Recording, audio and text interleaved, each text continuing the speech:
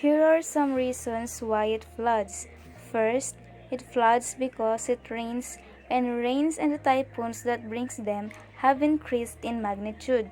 Second are the waste stocks in canals and drainages that are blocking the waterways, which is causing floods.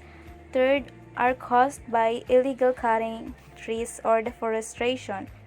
And last but not the least is the drainages are not enough to prevent floods. Hi, good day everyone. We are the Civil Engineering Group 1. Earlier, we saw the different causes of floods. Now, let's talk about its effect. We know that flood is a huge problem we have. It causes massive destruction. It affects livelihood. It can also cause households problem and most of all, it's huge threat on health. And that is the point of our study. Introducing water filtration and plastic waste segregation in canal system.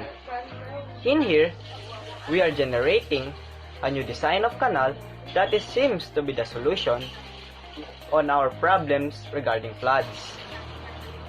The new design of canal will be the developed model of our existing canal, instead of being simple and one way.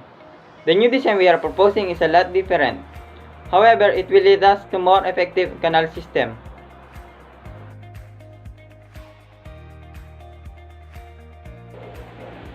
The new design of the canal has three major parts: the lower side, the higher side, and the horizontal filter.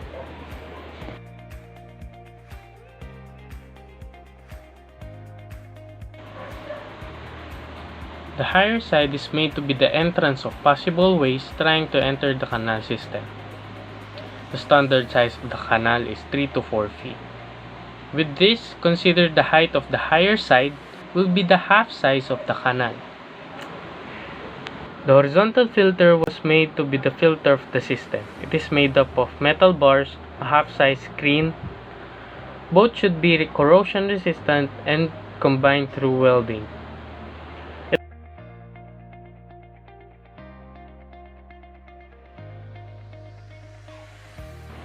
It will follow the height of the higher side. Also, it will filter all the waste from the higher side and the water will go to the lower side automatically.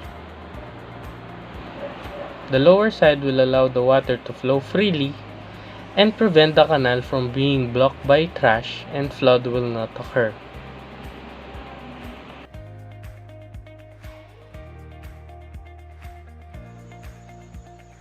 The researchers made a prototype which they used to represent the project they are doing.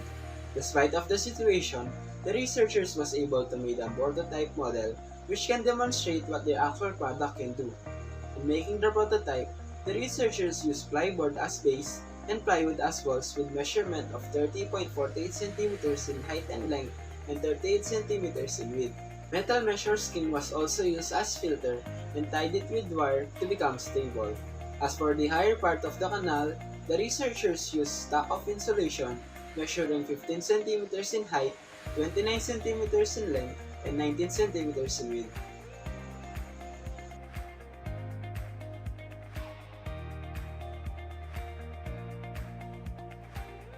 Researchers use this prototype to experiment to obtain the data needed to support and improve the efficiency of the product.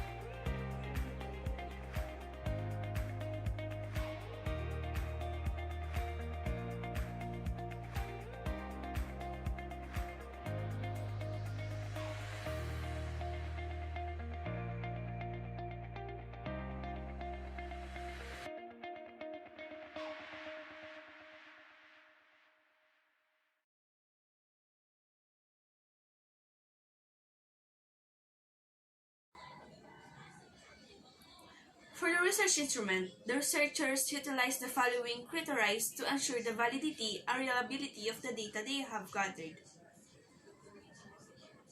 The instrument of the study. To ensure the validity and reliability of the data to be gathered, the researchers considered the following. We considered 8 criteria and set scores of 3 to 1 to each of them. The criteria will be measured during or after the experiment. Criteria number 1. Filtering large plastics. It will get 3 if all the large plastics have been filtered. It will get 2 if most of the large plastics have been filtered. It will get 1 if no large plastics have been filtered. Criteria number 2. Filtering medium plastics. It will get 3 if all the medium plastics have been filtered. It will get 2 if most of the medium plastics have been filtered. It will get 1 if no medium plastics have been filtered. Criteria number 3. Filtering small plastics. It will get 3 if all the small plastics have been filtered. It will get 2 if most of the small plastics have been filtered. It will get 1 if no small plastics have been filtered. Criteria number 4. Durability of the filter after receiving heavy lumps of water and waste. It will get 3 if the filter is not damaged. It will get 2 if the filter has been damaged but did not collapse.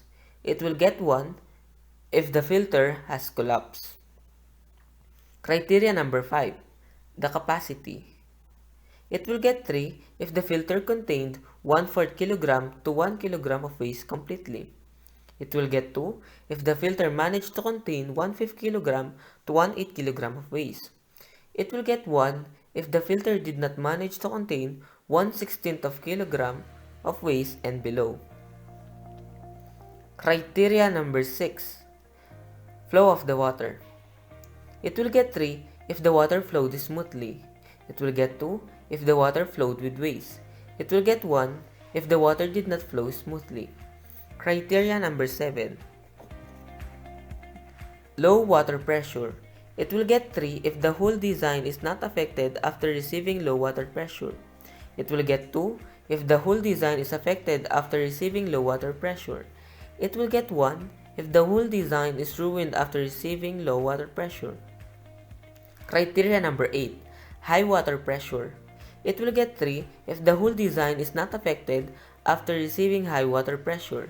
It will get 2 if the whole design is affected after receiving high water pressure. It will get 1 if the whole design is ruined after receiving high water pressure. After the data gathering procedure, we obtain the following scores. The mean of the first to the 9th trial is 3. This means that the product turned out to be viable during the first up to the 9th trial, while the mean of the 10th trial to the 15th trial is 2.75. Although this means that the product become less viable after the 9th trial, it is still considered that the product is effective in doing its task based on the scores and criteria.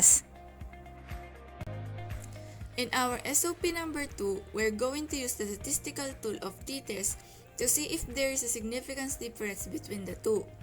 For our hypothesis, HO, there is no significance difference between the first and the 15th trial.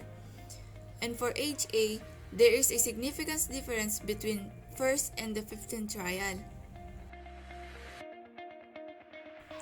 Our decision rule is if the t-score is greater than the critical value, we reject our null hypothesis.